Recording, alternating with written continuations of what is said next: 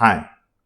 Now let's see one more application of pointer here, and this is the main application of pointers as far as embedded systems are concerned.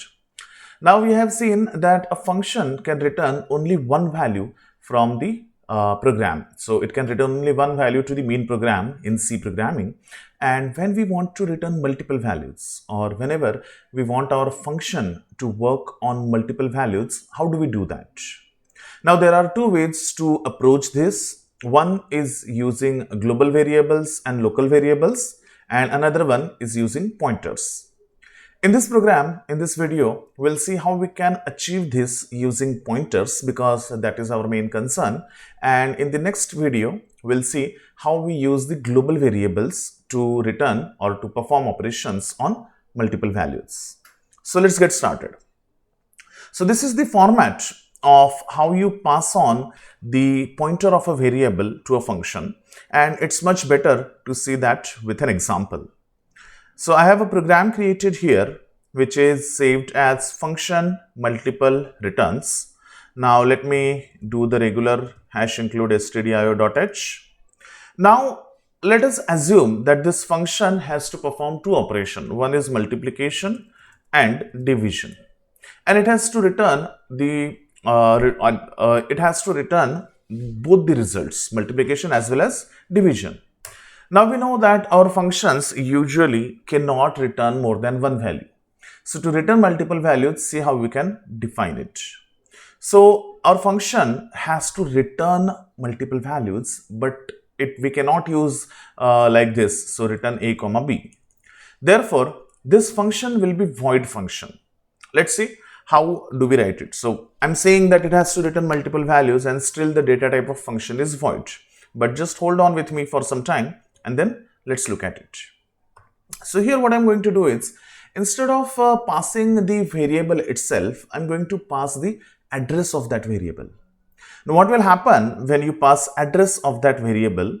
Whatever operation that you perform, that operation will be performed onto the variable itself. So let's say there is this value a and there is something written into it, and then there is b and then there is something written into it. Now for example, if I want the addition and division of these two numbers or multiplication and division of these two numbers, then instead of passing the variable itself, what I will do is I will pass its address. Function in turn will do what? It will access the address, perform the operation and save the output in the same address. Now in this way, what will happen? You don't pass a variable, you don't return a variable. Instead, you simply pass the address of the variable. The function will access the variable from that address, do the operations and write down the values in the same location. Let's see how do we do this in a program. So here in my program, what I will do is I will accept two values, but those two values will not be the variables, but it will be pointer to the variables. And because you are going to pass on the pointers, you need to accept them in two different pointers.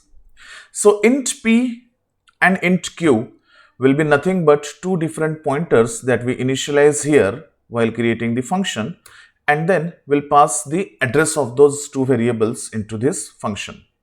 Let's look at it. Then this is void main, and then here, so this is my function declaration, and here I'll define this function. So void add mul int star p comma int star q. Now we know that these two are the pointers that we have defined, and whenever you pass the values to it, you will pass the values like this. So add mul ampersand of a and ampersand of b. So this is how we want to send those two values. Now let's define it properly. So int a comma b. Then let's put the values directly over here instead of scanning just for now. And you pass on the two values like this. So add mul ampersand a comma ampersand b. Now in this way what happens is you don't pass the value of the variables. What you are doing is you are passing the address of variables. Now this function has to access those addresses, do the operation and save the data onto the same address. So here all you will do is printf /n/n the multiplication of %d and %d is equal to %d, and let's call it here a comma b comma c. We don't have c as of now yet. Let us declare c also because we want to save result in some variable. So there is c and there is d. C may consist of the multiplication and d may consist of division. Similarly, here we'll want to have star p star q star r and int star s, or instead we'll call it m for multiplication, or let's keep it r and s. So what happens now? Look at it. So this is how you print out the multiplication and this is how you print out the division. So division of this and this. So I'm going to pass on the pointer to these four variables. I'm going to access them and I'm going to write down the values into these two variables c and d. Let's see how. So I'll write this line exactly like this. Remember, the only difference is when you are doing the function definition, you should not use the ending semicolon. Otherwise, the program will end there. Now, we have the values in P and Q. P and Q are the two pointers. For example, here, this is as good as writing P is equal to ampersand A, Q is equal to ampersand B, R is equal to ampersand C, and S is equal to ampersand D. That's how the function calling works. So already when you have passed the two values or four values like this, they are stored in these four pointers exactly like this here. So you can directly access them. So what I can do is when I write star C, it means I am accessing the value of C, which is not C actually. Star R when I am doing, I am actually accessing the value of R. Accessing the value of R means I am accessing the value of variable C because it is at the location of C. So star R is equal to star P multiplied by star Q. So star P into star Q will basically do what? Star P means pointer of A. It means star P will access the pointer value, which is 234. Star Q is nothing but the pointer of B. Therefore, it will access the value of 24. So this is as good as writing C is equal to A into B. It is an equivalent statement in terms of pointers. In the same fashion, star S is equal to star P divided by star Q. This is like writing D is equal to A divided by B. You may want to go over to the pointers lecture one more time to understand it in detail. But this is nothing complicated actually.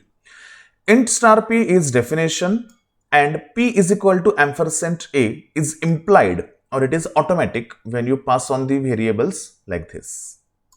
So you accessed the variables, you wrote values into them, you did the operation and you wrote the values into them. So here what happened, we are not returning anything and yet we are returning two values. Not returning anything directly, but returning value by placing in pointer. Let's look at the output of this code. Does it work? So for that sake, I'll take some simple examples. So 1000 divided by 10. Answer, and so 100 divided by 10, for example, the division should be 10, multiplication should be 1000. Let's see.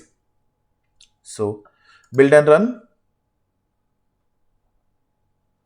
The multiplication of 110 is 1000, division of 10 and 100 is, division of 10, 110 is 10.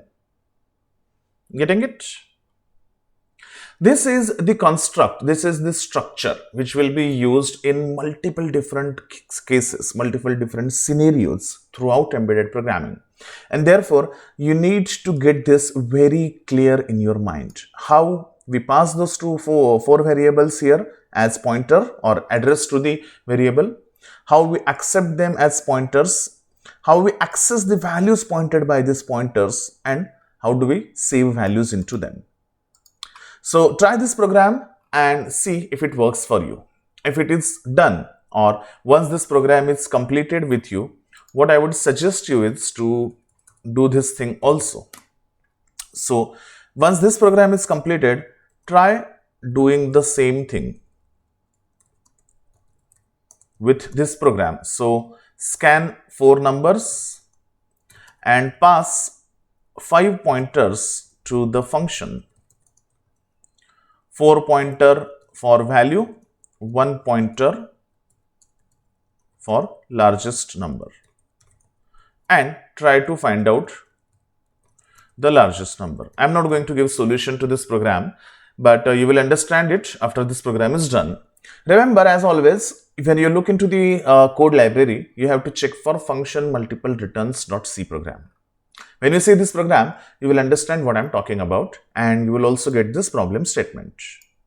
So try this program and see the output for yourself. Thank you for watching this video.